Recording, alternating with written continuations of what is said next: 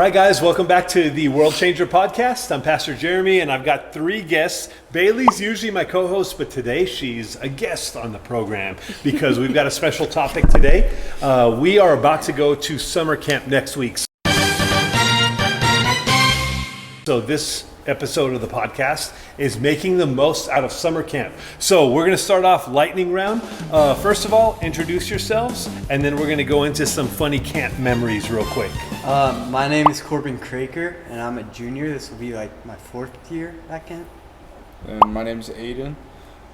This would be my fourth year at camp as well. And I'm a senior. My name's Bailey. I'm a junior. It'll be my fourth year too. 4 years? So this will be your fourth? I thought you guys had gone more times than that. Oh, I think this It's might be 'cause my COVID. fifth. Oh, that's right. Right after COVID was his first camp. So Yeah, We're the same. so maybe 5. Yeah, it's Yeah. 5 for you guys because before going away, because that one after COVID was here. Oh yeah. So anyway, all right. Here's some lightning round questions for you guys. Funniest camp memory, go. Oh, one time my friend punched the door and he broke the window. I think when we were still able to do pranks, and then one time we took everything out of their dorms and hid it in the van and in the forest, but then they ended up driving the van into town, so it was like gone for like an hour and a half. Oh my gosh. One time during Bible study, a baby bear ran into the courtyard where we were, and my leader was freaking out because one of the girls went up to it and tried to take a selfie with it. Yep, all right. Those are good. We could go a whole episode on those, but we're going to move on. Most embarrassing camp moment, starting with you. Oh, pass it. Probably the time I got bet to jump in fully clothed, and then like my boots and everything got molded, so I had to throw it in my suitcase. I'll pass. All right. Best late night snack at camp. Ramen. Sour Patch watermelon. Like Takis or yeah. These guys had a ramen like station in their room. I remember that. We had everything. Yeah, they had it all set up. Didn't even somebody bring a microwave? Yeah. Yeah, that was crazy. All right. stole it. How about a cabin or dorm horror story? I'll pass. I'm gonna have to pass. I'll pass too. Oh man, you guys don't want to talk. I know there are some. I think mine. I'll fill in on this one. I'm walking, doing room checks, and room number 1, everyone's gathered around the crayfish that they captured and made a pet in our room. The next room had a bunch of guys like doing like some kind of weird chant dance together, and then the third room was like wrestling and fighting, and I just didn't blink an eye. I was just like normal night at camp, like normal guys' rooms at camp, and then I went and talked to like Dylan or something. You know, it was all good. So I don't know if that was a horror story. That's just a typical guy's dorm story, man. So what we're gonna do today is talk about making the most out of camp. And so before we get into some tips or some suggestions, I want to ask these guys to share like just more meaningful memories or stories of impact from your experiences at camp in the past 4 or 5 years. So who wants to start? I'll go. All right. 1 year at camp, I came to camp really struggling, and I didn't know that the sin I was struggling with, my best friend was too. And before I went to camp, God had spoken to me and told me to talk to her. And I remember it was during a dodgeball tournament, so it was like weird noise going on behind us. But I opened up to her about it, and she ended up going through the same thing. So that was like a cool way that God got me out of that bad habit and also got her out of it, because we didn't know that's why we were put in each other's lives. But it was cool to see the purpose that we had in each other's season, at least in that season of our lives. So it started at camp and then it kind of continued from there where you guys encouraged each other. Yeah. That's awesome. Cool. How about for you? I think camp's always going to be memorable just because camp was where I like officially made my like decision to follow Christ. And it was the same year that, I guess Bailey hit that like moment of realization, but it's just a really awesome experience, and it's just always been an awesome way to kind of be face to face with God and with others feeling the same way. So it's just so much easier to be vulnerable and be able to truly like accept God in that moment. Yeah, cool.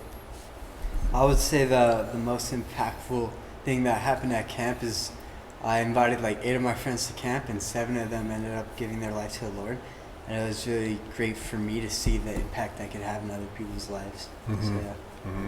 Yeah, I've seen some of the impact that it's had on not just you guys, but many students over the years. I've been going to some form of camp for over 20 years.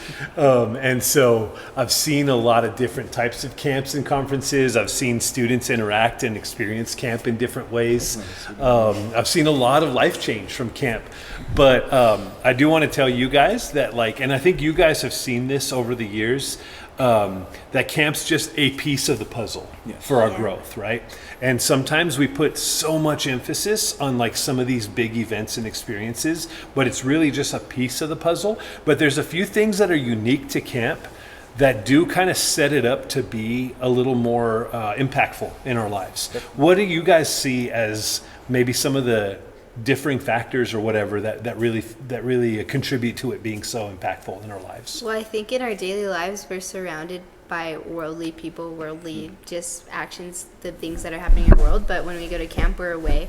We're away from home. We're away from people who might influence us in bad ways. And we're surrounded by Christians. And every single day, we start and end our day with worshiping Jesus. And I think that just being in that environment of constant Jesus is what really gets your heart ready for God to speak to you. And I think honestly that's like what moves me to be more like in tune with Jesus in my daily life, because he can impact you as long as your heart is ready for him to. Yeah, I like that. What about you, Aiden? What do you think? I think it would just be to add on to what she said, because I think the reason we build up camp so much is because of that environment. So it's like we're always like, oh, it's camp, but it's like we remember how it is to be able to, even in the mornings where we're chanting and screaming, pride or pack, at least in our camp. But it's like sometimes we overlook that and it's like, oh, this is so annoying. But then it's like you can really feel the impact when you come back and you're not in that environment, and it's easier to stray away because of the worldly influences. So it's like, I think that's one of the like biggest things of preparation is like remembering that what you do there, you could do here. But it's the fact that it's so easy to do it there, which makes it so much better. Like, we see camp as like a getaway, but it's like more of like a getaway to be closer to Jesus. Yeah. I think that's how we see it. I like what you said is what we can do there, we can do here. Yeah. We'll get to that a little bit later as we continue the conversation. But yeah, that's a good point. How about for you? Oh, well, I think when we're at camp and we're doing stuff the whole entire time, it kind of like breaks you down in a way that makes you more accepting of everything else. And when you hear those messages, you're not worried about protecting your image or protecting about what other people think about you. It's a lot easier for just you and God to connect. And that's why I think so many people make connections with the Lord, because your like outer walls are kind of getting broken down. Definitely. And you can, I don't know, have closer and more meaningful impacts. So, yeah. Yeah, I like that. We'll talk more about that too in a little bit. And so what I want to ask you guys a little bit is what are some of the things that you have seen might keep somebody from experiencing God like more deeply at camp? What are some like maybe some warnings or whatever, or some things that you would point out to avoid in order to get the most out of summer camp? Well, I think especially when we're younger, we're less mature. But I also think that as we go into worship times, it's smart to maybe not sit with your friends or go somewhere else, just to like have that time of like, okay, we just had a bunch of fun, but to refocus yourself into like, okay, this is probably when God's gonna speak to me the most. So like being like attentive to what the preacher is saying and like what God is speaking to you during that time, because sometimes we bring that like fun, well, not fun, but like you're kind of still in that mode, and we bring it into worship, and then it doesn't just distract us, but it distracts the people around us. So like not letting also like the fatigue, like being tired from everything that you're doing, like stop you from interacting with Jesus. Sure. Okay. You stole what I was gonna say. No, but I think it's like the first thing that came to mind when you asked the question was like being afraid to like step out of like your cliques, like the people you knew you were going with, or even sometimes the people that you went for. You know, a lot of the time Like even like my first year, it's like my friend was like, "Oh, you should go," and so I did. But if I didn't step out of it and try to make new friendships and relationships, I think it would have restricted how much like of a willing participant I guess I would be, especially like coming to terms, because like that first year at camp I think was one of my favorite speakers, and just because I feel like everything he said was like almost like targeted, like it was for me, and so I think that was like the conviction aspect. But if I was like how we talked about earlier, like image, if I was worried about that, I wouldn't have stood up and I wouldn't have went to altar call. So I think it's very important, like not being worried about, oh, I have to stay with these people because these are the only people I know, but rather, oh, that's a new group over there. They seem cool. Let me talk to them. I'll do the flip side of that too, is sometimes students can come to camp not knowing anybody. Yeah. Maybe their parents signed them up, or they're just like, you're going, and they might also use that, and that might be a drawback for them, is that they're not really willing to step out and make new friendships, and so they can miss out on a lot and Definitely. kind of, Yeah. isolate themselves a Or little like bit. not make the most out of it because they're so like caught up Yeah. in like, oh, I'm forced to be here. Yeah. Yeah. What about for you? Yeah, I'd say the biggest thing is just to participate in everything. Like when we do our community service, if you participate, then you get to feel like your work paying off. But if you're not participating, you don't get any of that. And like in the speakings, if you're just falling asleep, you're not participating in the worship, you don't get the full experience. And that's what really helps me, and I think helps a lot of other people grow the most. And the other thing is, stay focused on God, like go there for the right reasons. Yeah. Yeah. And sometimes I've seen God work in spite of some of the reasons to go. Yeah. And that's what I love, is like God shows up in such a great number of ways, and he can move through so many things. And that's one of the reasons I get excited as a youth pastor about going to camp, is because we often have students that join us that don't attend some of the other things that we do as a group. Right. And I get to see God use that to build friendships. I get to see God break down some of the walls or hesitations. I get to see God just work in different ways and see lives change, which is what I'm really excited about. And that's why we put in a lot of resources and a lot of time and effort to go to these camps. Now, real quick, for those of you guys watching, I do want to explain a little bit of what camp for us looks like. For the last number of years, we've been attending Glorieta Camp and Conference Center, which hosts a variety of organizations, including Generate Camp and Fuge Camp. Those are the two that we've done over the last couple of years. And those are nationwide, like open to anybody. So students come from all over the U.S., and there's probably 1,000 students there most of the weeks that we've been. And the camp schedule includes big worship sessions, small group breakouts, activities, service projects has been part of what we've done the last few years. It's not part of this year's camp, which we have some mixed feelings about. I think some people are excited about that, and some people are really going to miss being out in the community and working hard. And then some free time, just doing camp activities, and then again, big worship sessions in the evening, followed by some great late night discussions. And then throughout all of that is a lot of opportunities to connect, to build new friendships, to have meaningful conversations, to have silly moments, and breaking windows, and having dorm room wars or whatever. The gauntlet, which we will not talk about anymore on this podcast, but maybe on another episode in the future. But it's just like that. That's kind of the format. This year we're going June 10th through 14th. And it's cool because this year we're actually going at the same time to the same camp as two other youth groups from El Paso.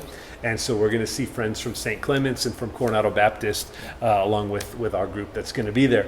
So this is a kind of a shorter episode, so I want to jump into some of the tips or whatever, and you guys can chime in here and comment on this. But I think that for me as a youth pastor, one of the biggest tips that I can give to make the most of camp is to prepare before you go. And what I mean by that is don't just show up and don't just take it for granted. View it as an opportunity to grow. And to make the most of it beforehand is just to simply go with a prayerful attitude, saying, God, I don't know what you have for me this week at camp, but I want to be ready for it. Please let me be open to it. And so I think that's a good way to prepare, is just being acknowledging that God can use it, and saying, God, go ahead. I'm ready. I'm ready for that. Any tips for that? Yeah, I'd say start praying before you go to camp. Don't, like you said, don't just show up to camp expecting to have this awesome experience if you're not ready to accept that experience and like you're not readying your heart for it. Mm-hmm. Yeah. I would think like going back to what you said earlier is like practicing. So like if you do go to church and even if your parents make you, starting to like I guess be attentive. You know, like you said, I think it's very important because like if you're not used to being able to listen to the preachings and the words already that you have available, it's gonna be so much harder, especially during those hour or hour and a half talks. But when you get to that point and you start you start growing spiritually, it's so impactful because like what I love is that you get different inputs and different point of views in each I guess in each guest speaker. So that's the best part. It's like every year I'm like, oh, I wonder what the guest speaker is going to talk about this year, how they're going to go about it, because it's really hard to keep I guess the attention of young kids. Mm-hmm. So it's like it's so much cooler and interesting when you're actually like, can't wait to hear what they have to say. Yeah. Yeah. I think as far as being expectant goes, I think a lot of the pastors that I've gone, God has always spoken to me at camp. It's just like your heart is always in it at camp. But I think that if I had prayed, if I had like been like, okay, God, teach me this week, or like prepare my heart for what you have to speak to me, it wouldn't have been so hard to accept what he was telling me to do. Because a lot of the things that he's like come to me with at camp have been really hard to take in. And I think if I had prepared my heart before going to camp and been expectant of it, I wouldn't have been as like surprised, Yeah. where I would have been more ready to accept what he was telling me. Because a lot of the time he would tell me something at camp and it wouldn't click until like 2 months later when I was home, and Yeah. then it would click to me, oh my gosh, that was what God was telling me at camp. But if I had been expectant of it, that would have impacted me faster. Yeah. Cool. So pray or prepare before you go to camp. That's one of the tips. Second thing that I want to encourage is to go all in. That's the phrase I use to basically mean like fully participate. I want to ask you guys to share maybe something that you've jumped into or you've taken a step into through the camp experience that maybe wasn't easy. Well, I'll say during free time, I think it's easy for a lot of people who just want to take a nap because of how little sleep everyone gets. But during that time, it's a great opportunity to talk to everyone else and have these experiences that I don't like give you the connections with your whole church and everyone else in your church. Yeah. So I would say not skipping out on free time, even though it seems like easy to not want to skip out on free time. A lot of people end up just wanting to take naps, but by actually going out and hanging out with all these other people, it helps you really connect with other people and those other people who are also there to get closer to God. Just hanging out with them helps you get that mindset to want to go closer to God too. Yeah, That's and good. even that, like, especially not skipping out on the people at your church, because you come back from church and you have that group of people who you got close to during camp. And I mean, that's when me and Aiden got close. That's when me and Elizabeth, that's my best friend, we got close. Like, and when we come back, our community here grows because we're closer, and then we bring more people in. Yeah. So like going all in the fact that you're with these people for a week straight. And yeah, sometimes we get like, oh my gosh, get me out of here. But It's I family, think, right? Yeah. I think Thanksgiving. taking advantage of being with these people all the time, and not only like having a positive impact in their life, but allowing them, like you said, to have a positive impact on yours. Yeah. Like shapes your friendships and shapes the kind of friend that you are. Yeah. So, yeah. I think even going all in, we mentioned earlier, don't be concerned about your image or your you know, just be open, right? Like go all in, and when we get into discussions about life issues, like just go all in, make the most of it, you know? So I think fully participating, even if it's uncomfortable, even if it's stuff that you're not necessarily used to, like for a lot of people, the big concert style worship times, it's new for them. Yeah. Yeah. But man, those are some of my favorite times because I can kind of just lose myself in Yep. in worshiping God. Like, you know, it's loud and it's everybody's just kind of expressing themselves, Definitely. and I love just fully participating in that, even if it's not something that we normally Yeah, like do. accept the atmosphere that you're in. Like that's the best time to go all out. All right, so tip number 3 is don't chase feelings. Now, I could go a couple of different ways with this, but here's what I'm trying to say for you guys to chime in, is sometimes we go to camp expecting like this amazing moment. You know, a few years ago, I had students refer to it as cry night, which is like the one night where it's like, you know, God just really shows up and everybody's in tears and people are surrendering to the Lord. And they would almost go in like guessing which one's going to be cry night, you know? Yeah. Yeah. So they were almost like chasing that feeling, but like God can work through anything and everything. Yeah. So I just want to say, don't chase feelings. Don't go looking for that, like, you know, emotional experience or whatever. You know what I mean? Yeah, I think a lot of the time, like in, I guess, like worship culture now, it's like when we go to camp and we have that like spiritual high, I guess, and then we get home and we think we can't have that here, Yeah. like have that face to face with God. It kind of gets misconstrued because when we come here and it's just 12 of us worshiping in a room, God can move just the same. But we get so caught up in like, well, I didn't feel it. And it's like, you can, like, I think having the posture of like, I'm worshiping for the Lord and not for myself is what's so important. Yeah. Any other thoughts on that? Don't chase feelings. No, I definitely have participated in guessing who's gonna cry. But one thing I think of is not like it's not like we shouldn't expect having emotions, especially if it's your first time experiencing the presence of God, or just an overwhelming sensation of seeing people all worship together. And that, like, and it's just like you said, like when you said you could lose yourself in worship, like I think that's one of the easiest times to do it, because like you're not like thinking, oh, does the person to my right hear me, or it's like you're completely like I said earlier, face to face with God. Yeah. But I think sometimes the easiest way to feel God's presence is to have an open mind, but not expect, or I wouldn't say even expect, but just I guess rather than like being like, oh, this is gonna happen, have that wonder of like, I wonder what God's gonna do, and it makes it so much better, because then you're like, oh my gosh, that's God. So it's like my first year, like I didn't expect to stand up at an altar call, and I didn't expect to feel that presence of everyone coming together and feeling the presence of God and having that opportunity to feel like it's just you and Him. And so it's like, it's always a great opportunity, especially when you're like, I just wonder what's going to happen, not, oh, this is going to happen. Yeah. Because then it makes it so much greater when you see people. And even like, I think it's awesome to see the middle schoolers get in it. So it's like, of course, we have those middle schoolers that we favor, Celine. But it's just like, it's awesome. Like, and sorry to get off topic, but like earlier when we were talking about those free time opportunities, but it's like getting involved and having that connection is definitely emotional. And so it's so cool to like see these 6th graders or 7th graders accepting Christ, and that's something to look forward to. Sorry.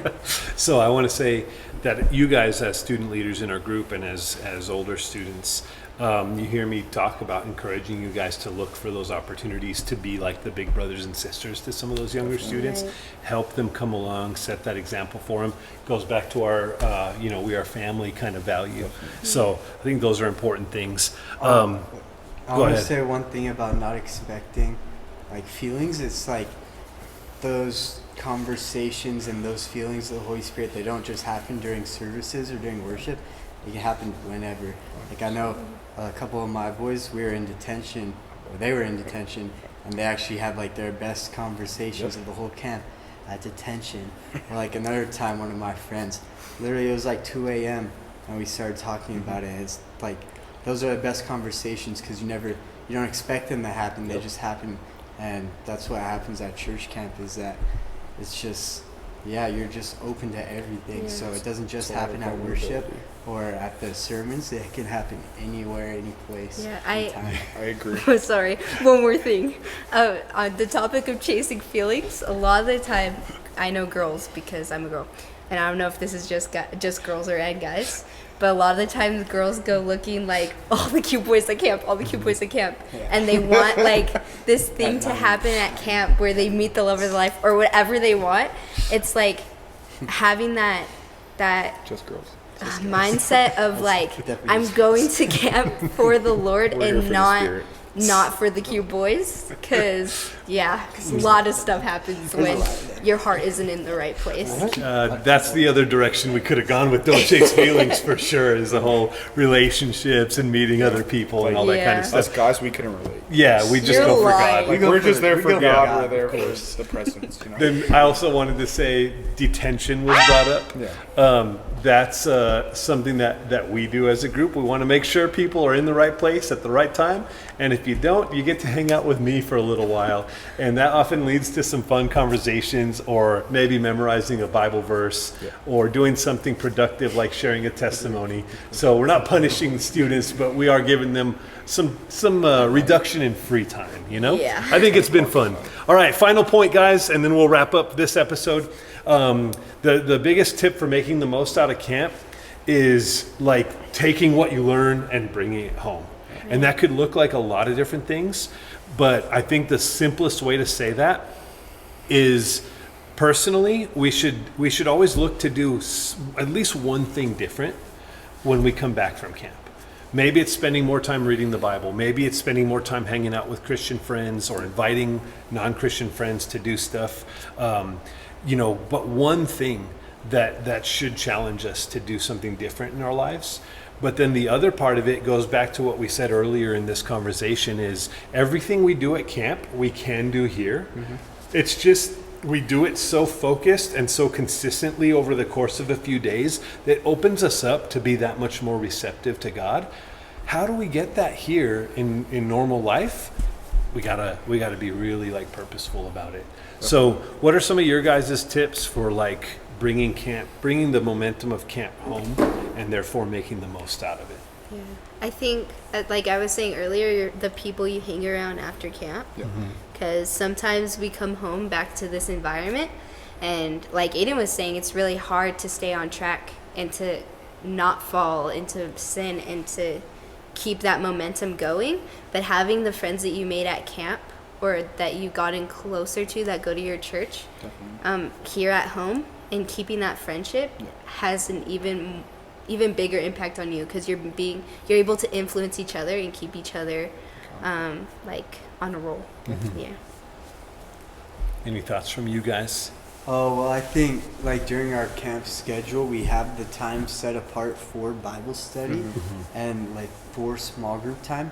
And a lot of times when people go back to their normal lives, they just don't set aside time. So I think a really easy thing to do after a week of doing it is just kind of keep that same time as your Bible study time when you come back. Because you're already getting in the groove of it for 5 days.